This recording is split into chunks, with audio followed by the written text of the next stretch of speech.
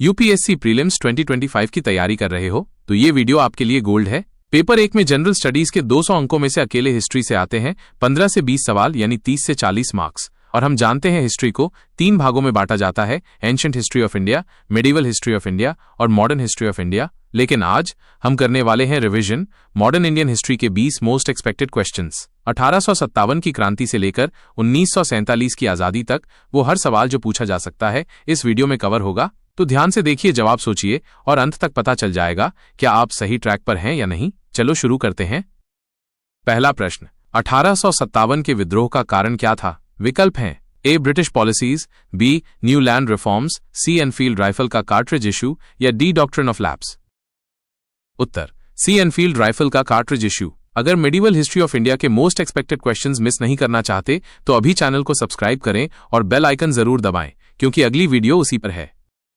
दूसरा प्रश्न, Swaraj is my birth right किसने कहा था? विकल्प हैं ए बाल गंगाधर तिलक, बी महात्मा गांधी, सी लाला लाजपत राय या डी सुभाष चंद्र बोस।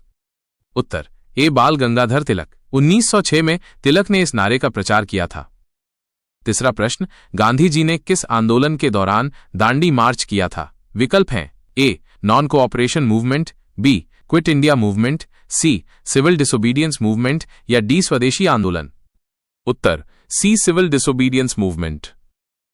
चौथा प्रश्न, भारत में 1930 में सिविल डिसोबीडियंस मूवमेंट शुरू करने का क्या कारण था? विकल्प हैं ए सॉल्ट लॉ का विरोध, B partition of Bengal, C Simon commission का आगमन या डी रॉलेट एक्ट। उत्तर ए सॉल्ट लॉ का विरोध। क्या आपको लगता है कि आज के जमाने में भी अहिंसक विरोध प्रभावी है? कमेंट्स में जरूर लिखें। पांचवां प्रश्न, जलियांवाला बाग हत्याकांड कब हुआ था? विकल्प हैं A the 13th of April 1919, B the 15th of August 1919, C 23 March 1921 या डी 10 अप्रैल 1918। उत्तर ए 13 अप्रैल 1919। इस हिस्टोरिक इवेंट पर एक फिल्म है, आपको मालूम है? कमेंट्स में नाम लिखें और वीडियो को लाइक करें। छठा प्रश्न, क्विट इंडिया मूवमेंट कब लॉन्च किया गया था? आपके सामने 4 विकल्प हैं, ए 1920, बी 1942, सी 1930 या डी 1945। सही उत्तर है बी 1942। 8 अगस्त 1942 को बॉम्बे में गांधी जी ने डू और डाई का नारा दिया था। अब अगले सवाल की ओर बढ़ते हैं। ध्यान दें, ये सवाल और भी महत्वपूर्ण हो सकता है। 7वां प्रश्न, भारत के पहले गवर्नर जनरल कौन थे? आपके विकल्प हैं A Warren Hastings, B Lord Mountbatten, C Lord Ripon या डी लॉर्ड डलहौजी। सही उत्तर है A Warren Hastings. Warren Hastings 1773 में भारत के पहले गवर्नर जनरल बने। आपको लगता है कि इनका प्रभाव भारत के लिए सकारात्मक था या नकारात्मक? नीचे कमेंट करें। 8वां प्रश्न, गांधी इरविन समझौते पर हस्ताक्षर कब हुआ था? आपके विकल्प हैं ए 1931, बी 1932, सी 1930 या डी 1929। सही उत्तर है ए 1931। इसी समझौते के कारण सिविल डिसोबीडियंस मूवमेंट टेम्पररीली रूप से बंद करने का फैसला हुआ। 9वां प्रश्न, भारत के पहले राष्ट्रपति कौन थे? आपके विकल्प हैं ए जवाहरलाल नेहरू, बी महात्मा गांधी, सी डॉक्टर राजेंद्र प्रसाद या डी सरदार पटेल। सही उत्तर है सी डॉक्टर राजेंद्र प्रसाद। डॉक्टर राजेंद्र प्रसाद 1950 में भारत के पहले राष्ट्रपति बने। 10वां प्रश्न, साइमन कमीशन भारत कब आया था? आपके विकल्प हैं ए 1925, बी 1928, सी 1930 या डी 1927। सही उत्तर है बी 1928। इसका विरोध साइमन गो बैक के नारे के साथ किया गया। वीडियो को शेयर करें और बताएं कि क्या आप साइमन कमीशन के विरोध में किसका रोल जरूरी मानते हैं। 11वां प्रश्न, भारत का पहला नेशनल पार्क कौन सा था? आपके विकल्प हैं ए जिम कॉर्बेट, बी काजीरंगा, सी गिर या डी सुंदरबन। सही उत्तर है ए जिम कॉर्बेट नेशनल पार्क। 1936 में इसे हेली नेशनल पार्क के नाम से जाना गया।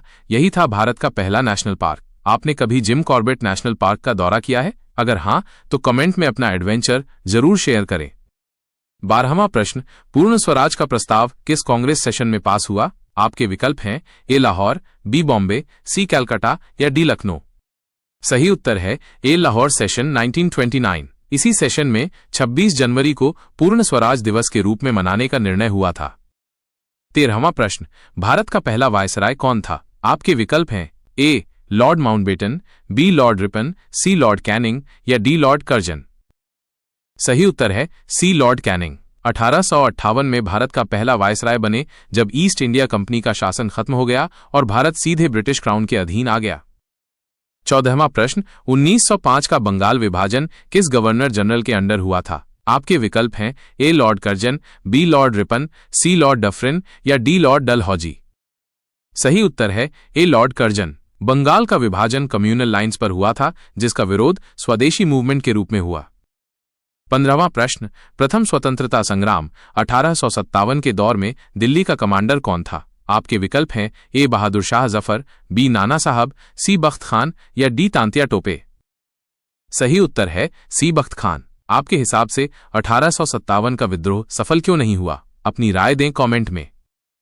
16वां प्रश्न, इंडियन नेशनल कांग्रेस का पहला सेशन 1885 में किस जगह पर हुआ था? आपके विकल्प हैं ए कलकत्ता, बी बॉम्बे, सी दिल्ली या डी इलाहाबाद।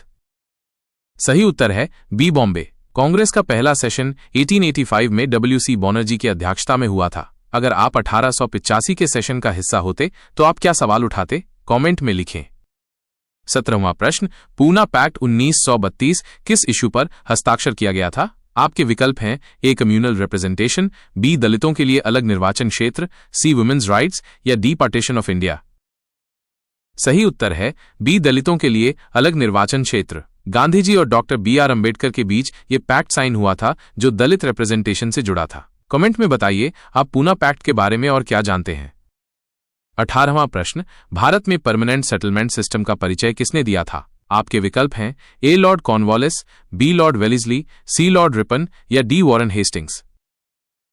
सही उत्तर है ए लॉर्ड कॉर्नवालिस। 1793 में बंगाल और बिहार में ये व्यवस्था जमींदारों के लिए लागू की गई थी। अगर आपको लगता है कि परमानेंट सेटलमेंट ने भारत के किसानों को नुकसान पहुंचाया है तो वीडियो को लाइक करें और अपनी राय शेयर करें। 19वां प्रश्न, नॉन कोऑपरेशन मूवमेंट किस वजह से खत्म हो गया था? आपके विकल्प हैं ए चौरी चौरा घटना, बी जलियांवाला बाग कांड, सी गांधी इरविन समझौता या डी साइमन कमीशन का विरोध। सही उत्तर है ए चौरी चौरा घटना। चौरी चौरा में एक हिंसक विरोध के बाद गांधी जी ने यह आंदोलन वापस ले लिया। आपके हिसाब से क्या यह आंदोलन वापस लेना सही था? हाँ या ना में बताइए। आखिरी प्रश्न, सुभाष चंद्र बोस ने आजाद हिंद फौज का गठन किस देश में किया था? आपके विकल्प हैं A Germany, B Japan, C Singapore या डी बर्मा। सही उत्तर है सी। 1943 में सिंगापुर में आजाद हिंद फौज का गठन हुआ जो भारत की आजादी के लिए लड़ी। आजाद हिंद फौज के बारे में आपका पसंदीदा नेता कौन है? मुझे कमेंट करके बताएं और वीडियो को शेयर करें।